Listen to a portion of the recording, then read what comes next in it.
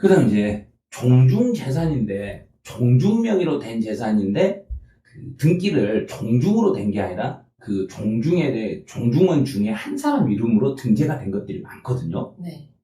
이랬을 때는 종중 대표자, 그 자기 이름으로 된 분이 요거는 종중재산이에요 하고 신고를 해주셔야 돼요. 근데 신고를 안 하면 이 경우도 그 공부상의 소유자에게 바로 나는 거예요. 그럼 이분이 또 6월 1일부터 6월 10일 사이에 신고를, 이거 내 것이 아니에요 하고 신고를 해주셔야 돼요. 네. 그럼 상속도 아까 신고도 또 6월 1일부터 6월 10일까지 똑같아요. 그죠? 그 시기 안에 신고를 하면 실제 주인에게. 그러면 종중 명의로 내가 6월 10일까지 신고하면 종중 명의로 고지서가 나오는 거예요. 내 이름으로 나오는 게 아니라. 네. 그래서 종중 명의로 되어 있으면 세금이 많이 저렴해요. 종중은 농지 같은 경우는 0.07이 세금이 적용이 되거든요. 0.07이라 엄청 저렴한데, 그런데 잘못해서 종중 명의로 되어 있는 임야들이 있을 거예요. 예. 그런데 임야인데 종중 소유가 아니라 개인 소유로 되시면은 그거는 토지가 종합합산 토지가 돼버려요. 종중 임야는 0.07% 세율로 가는데, 종중이 아니라 개인 명의로 임야라 하면 종합 다른 황들하고 다 합쳐서 초과 누진세로 가져야 하니까 세금이 엄청 차이가 많이 나요. 그런데도 그걸 모르시고 종중건데도 자기 임야인 것처럼 해놓으신 분들이 있어요. 그럼 세금 많이 내는 거죠. 근데 이제 자기 앞으로 해놨다가 뭐 종중 뭐 대표자 되시면 몇 분만 돌아가셔 버리면 자기 자녀에게 상속해도 되잖아요. 그렇지 않아요? 그래서 종중명의로 된 것을 개인으로 많이 가지신 분이 있기는 있어요. 네. 있기는 있는데, 네. 근데 그건 좀 불법이죠. 그건 안 되죠. 그 다음에 이제 그 책 밑에 보시면 소유권의 기속이 분명하지 않다 이런 게 있거든요. 네. 그러면 혹시 그 민법에서 배울 때 우리 부동산이나 동산 같은 경우 점유치들 있잖아요. 네. 그게 이거예요. 그 어떤 건물이 있는데, 부동산이 있는데 그 부동산 실제 주인이 누군지를 20년 동안 나타나지 않으면 네. 등기함으로써 내 걸로 바꿀 수는 있잖아요. 네. 네. 그런데 그 원래 주인이 누군지를 지금 모르고 있는 중간에, 그럼 땅이 널리고 있으면 누군가는 그 땅을 사용을 하고 있는 사람이 있을 거 아니에요. 네. 자기 게 아니지만. 네. 그랬을 때 그 세금은 사용자에게 물리는 거죠. 네. 그래서 이제 사용자에게 물릴 때는 정부가 자기들이 실제 주인도 모르고 공부상의 주인도 모르니까 그 사용자에게 미리서 사전 안내문을 보내요. 안내장이 와요. 안내장이 오는데 어떻게 오냐면, 우리가 지금 재산세를 부과하려는데 소유자가 누군지 모르겠다. 네. 그래서 혹시 소유자가 누군지 아시면 언제까지 우리 쪽으로 통보를 해달라. 그래서 이제 그분이 통보를 하면 실제 주인이 이제 확인이 되잖아요. 네. 확인되면 그때는 그분에게 재산세를 물리고, 그게 안 되면은 아무 말이, 언제까지 이제 통보해달라는데 아무 말 안 하잖아요. 네. 그러면 그 사람도 모른다는 소리예요. 예. 모르니까 이제 어쩔 수 없이 사용하고 있는 당신에게 세금 물리겠습니다. 그런 거죠. 그래서 이제 사용자에게 가는 거예요. 이제 오른쪽에 보시면 상속받은 주택에 대해서 아직 상속 등기를 완료하지 못했는데 누구 앞으로 재산세가 부과되네요 그랬어요. 그럼 누구 앞으로 가겠어요? 등기가 아직 안 됐어요. 예전에 배울 때는 주된 상속자가 에이, 배웠습니다. 방금 아니잖아요. 등기가 안 되어 있으니까요. 신고. 신고. 먼저. 상속인들 중에 나 하고 손든 사람 있잖아요. 먼저 내가 신고하죠. 낼게요 하고 신고. 내가 이번에 상속분에 대한 재산세 낼 거니까 저한테 보내주세요 하면 그 사람에게. 그것도 안 돼 있으면 이제 주된 상속자에게. 네. 이렇게 하는 거예요. 그러니까 두 번째 좀 봐보세요. 소유자 신고하지 아니한 때는 그랬잖아요. 예. 그래서 신고를 하면 그 사람한테 먼저 가요. 근데 신고를 안 하면 주된 상속자에게 가는 거예요. 그래서 신고 안 했을 때는 지분율이 더 높은 사람. 그럼 상속 지분이 제일 높은 사람은 누군지 혹시 아세요? 상속인들 중에서 지분이 제일 높은 사람. 아무래도. 그분의 사망하신 분의 네, 배우자. 배우자. 배우자가 이제 자녀들은 상속분이 법정 지분 일식이에요. 네. 1 이렇게 가죠. 일식으로 이제 예를 들어 자녀 2명이다 그러면 분배가 일식 되는데 네. 배우자는 1.5를 가져가요. 네. 그래서 자녀들은 1, 배우자는 1.5. 그러니까 지분율이 제일 높은 사람은 사망자의 배우자가 되시는 거예요. 그래서 제일 처음에 이제 재산세가 누군가가 사망했다. 그러면 그때 재산세는 등기도 안 돼 있고 신고도 안 돼 있으면 사망자의 배우자에게 와요. 근데 어느 순간, 배우자에게 와야 되는데, 배우자가 아닌 자녀에게 날아오는 경우가 있어요. 그럼 그건 잘못된 거죠.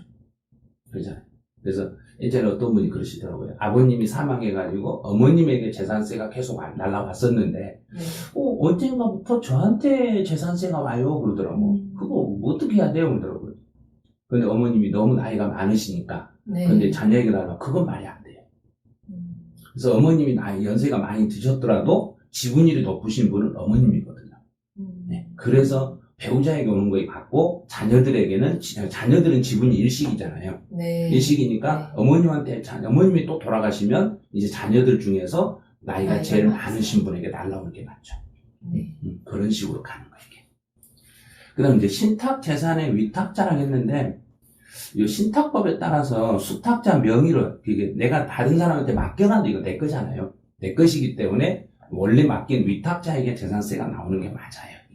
이게 이제 어렵게 개정됐다고 했는데, 이제 여기까지 해서 재산세 과세 대상하고 납세 의무자가 누군지를 다 확인하셨어요. 그럼 이제 이 영상을 보신 분들은, 재산세가 요런 거고, 재산세 부과할 때 이 사람이 세금을 내는 거구나. 그러면 이제 6월 1일 날 내가 재산을 가지고 있었는데, 그럼 나는 당연히 내야 되겠네? 그럼 6월 1일 전에 내가 팔아먹었는데, 상대방이 등기를 안 했을 때 내가 어떻게 조치를 해야 되는가? 이것도 알았겠죠, 이제.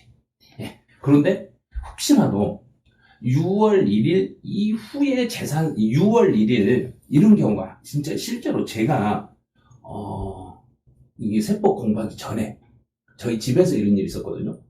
저희 집에서 7월 달에 그 집을 샀어요. 계약은 6월 달에 계약을 하셨어요. 네. 잔금을 7월 달에 지불하셨어요. 네. 그러면 그때 재산세는 누가 내셔야 되겠어요?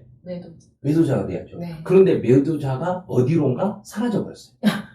아니, 진짜로 그분이 매도자가 이제 그 집을 팔고 나서 그 매도자가 실제로 주소도 막 이상한 데로 돼버리고 네. 세금 어디 안 되니까 네. 그분 주소가 계속 전 지배가 돼 있는 거예요.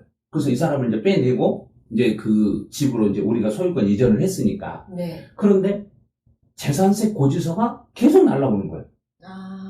새로 구입하신 분에게. 네. 그럼 정부가 구입한 사람을 날라오는 건 잘못이잖아요. 네. 팔았던 사람이 내야 되는데. 네. 그런데 그걸 제가 부모님에게 내지 말아라. 이거 원래 법대로 하는 거 우리가 내는 게 아니다. 네. 그런데 왜 집으로 날라온다고 이걸 꼭 내시려고 하냐는 게 내지 마시라고. 그랬더니 순진한 어르신들은 그 세금을 안 내면 안 되는 걸 알아요. 예. 집으로 날라왔는데 우리가 내야 되죠. 우리가 지금 집을 가지고 있지 않냐. 근데 자산세 고지서가 날라왔을 때 내라고 그때 7월달, 9월달에 오니까 그때 우리가 내야 되는 거 맞지 않냐 그러더라고. 아니라고. 6월 1일 날 잔금을 지불하지 않았으니까 세금 안 내도 된다. 그렇게 이야기를 해도 네. 어르신께서 그냥 내자.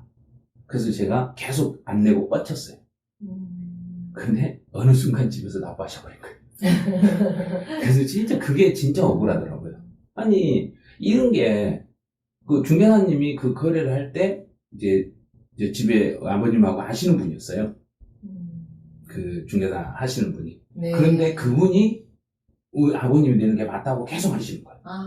그러면 어르신은 불안하시. 그러니까. 네. 아니, 그게 아니라고. 내가 그렇게 말해도 내 말을 못 믿는 거예요. 근데 지금은 제가 말하면 믿어요.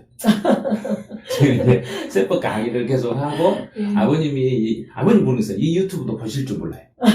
시골에서 그 아버님 핸드폰으로 유튜브 네. 그 채널을 네. 이 강의 올라가면 그때그때마다 집에서 보고 계신다더라고요. 그래서 아버님 이거 보면 아버님 그때 잘못하신 거예요. 그러니까 그거 안 내셔야 되는데 내셨어요. 근데 그걸 이미 내버리고 돌려받을 시간이 지나서 못 돌려받으시니까 그건 이제 포기하셔야 되고. 네. 근데 일반 국민들이 이런 분이 너무 많다는 거예요. 이런 경우는 매도자 측 주소를 알아서 공시송달을 보내야 되나? 그런 내용증명. 그렇죠. 그런데 네. 매도자 주소를 모르잖아요. 예. 그분이 좀 안 좋은 일로 하는데 어떻게 돼버렸으니 주소를 어디에 있는지를 못 찾으니까. 억울하네요. 그렇죠. 그래서 그때 참 억울한 세금을 좀 내고 그랬는데. 네. 근데 금액이 얼마 안 됐어요. 안 돼가지고 상관이 없었는데 아마 지금 놔뒀으면 제가 완강하게 제가 안 냈을 거예요. 네. 근데 그때는 어르신이 내신다 하니까 그러려냐고 넘어갔었는데 예. 지금은 있을 수도 없는 일이죠. 이게. 그럼 여기까지 해서 이제 재산세, 과세대상, 납세의무자. 자, 여러분들 많이 도움이 되셨는가 모르겠네요. 도움 되셨으면 자, 이거 좋아요, 구독 많이 눌러주시고, 네. 그리고 많은 분들하고 같이 이제 공유하시고, 많은 분들하고 공유를 하셔야 그래야 나만이 아니라 전 국민에게 정부에서 이렇게 좋은 책을 만들어줬잖아요. 그러니까 이 좋은 책을 나만 알고 있는 게 아니라 모든 분들이 알 수 있도록. 그래서 저희가 이렇게 강의를 해드린 이유도 여러분들만 아는 게 아니라 모든 국민들이 이 주택가세법, 그 주택에 대한 세금을 좀 많이 알 수 있도록 이렇게 도와드릴 테니까 많이 홍보해 주시고 또 많이 여러분들 다른 분들에게도 또 널리 알려주시기 바라네요. 자, 이번 강의는 여기서 마치죠. 네. 자.